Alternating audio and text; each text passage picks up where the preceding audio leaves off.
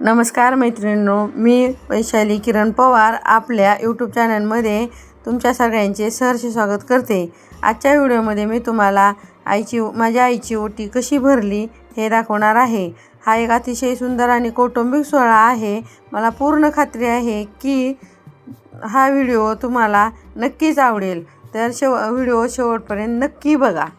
मैत्रिणींनो, आपल्या संस्कृतीमध्ये आईचे स्थान देवापेक्षा वरचे मानले जाते। लग्नानंतर किंवा एखाद्या शुभ कार्याच्या वेळी आईची ओटी भरून तिची कृतज्ञता व्यक्त करण्याची आपली जुनी परंपरा आहे।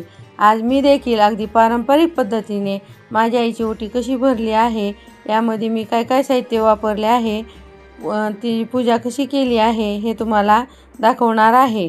आपल्या संस्कृतीत ओटी भरण्याला विशेष महत्त्व आहे।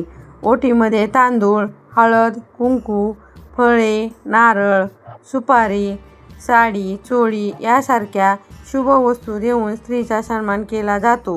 यापैकी तांदूळ हे समृद्धीचे प्रतीक आहे, तर फुलं हे आरोग्य आणि सुख समृद्धीचे व भरभराटीचे प्रतीक आहे। आईसारखे दैवत साऱ्या जगामध्ये नाही असे म्हटले जाते। लहानपणापासून आईने आपल्या प्रत्येक सुखदुःखात साथ दिलेली असते।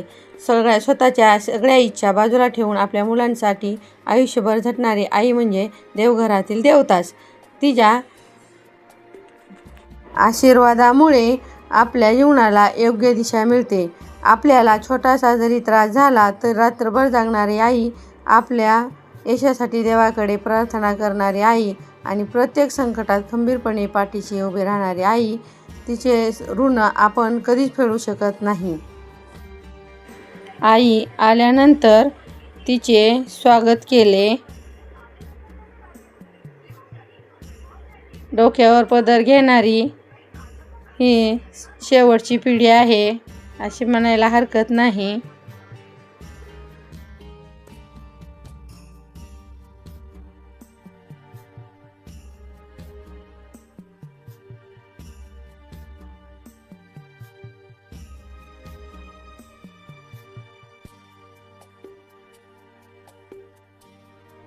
नंतर आईला चौरंगावर बसवले।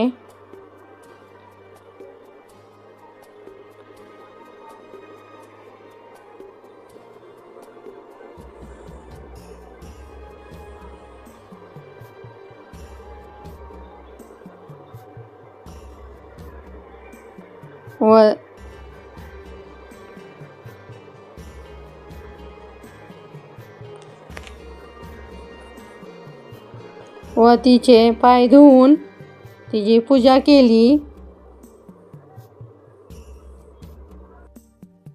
व साडी, चोळी, फळे, फुले आणि खण, नारळ देऊन आईची ओटी भरली। आईचे प्रेम शब्दात मांडणे अशक्य आहे। आईच्या चरणी नेहमीच स्वर्ग असतो। जगात कितीही मोठे झालो तरी आईचे स्थान कोणीही घेऊ शकत नाही। आपल्या आयुष्यात सर्वात जास्त व निस्वार्थपणे प्रेम करणारी व्यक्ती म्हणजे फक्त आईच असते। प्रत्येकाचे प्रेम हे स्वार्थी असते, पण आईचे प्रेम हे निस्वार्थी असते।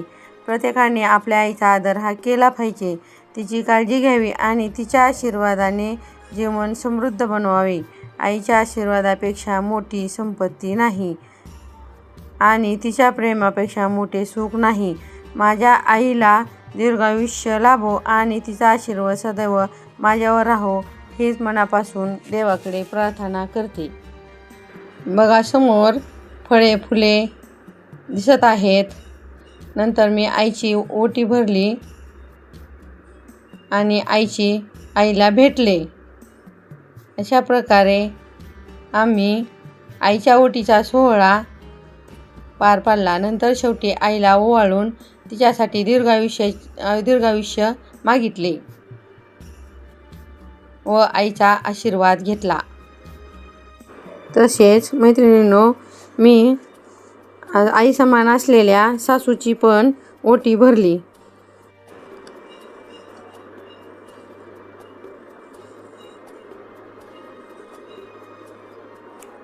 सासूबाईली पण स्वागत केले। आईप्रमाणे सासूची ओटी भरल्याची परंपरा आपल्या संस्कृतीत खूप महत्त्वाची मानली जाते. सासूला आईचे स्थान देऊन तिच्या प्रती आदर, प्रेम आणि कृतज्ञता व्यक्त करण्यासाठी सासूची ओटी भरली जाते. ओटीमध्ये हळद, कुंकू, नारळ, फळे आणि साडी चोळी अर्पण करून तिचे आशीर्वाद घेतले जातात. ही परंपरा नात्यामध्ये जिव्हाळा आणि आपुलकी वाढवणारी आहे.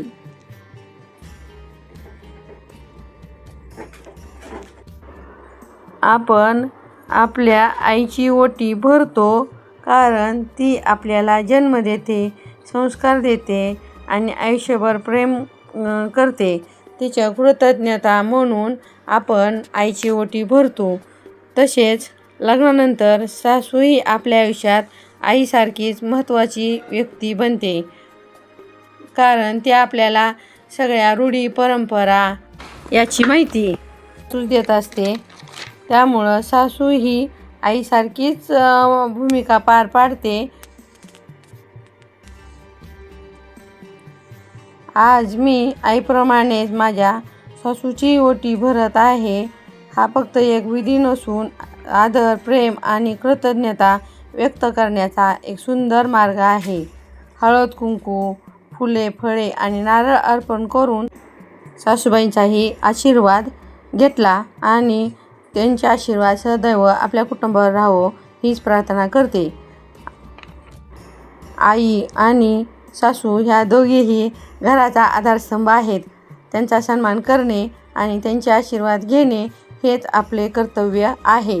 म्हणून मी आईप्रमाणे सासूबाईची पण ओटी भरून सासूबाईचे आशीर्वाद घेतले व ओटी भरली.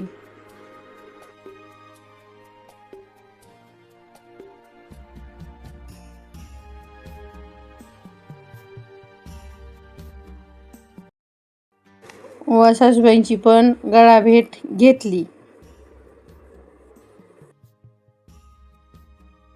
आई ही आपली जन्मदात्री असते,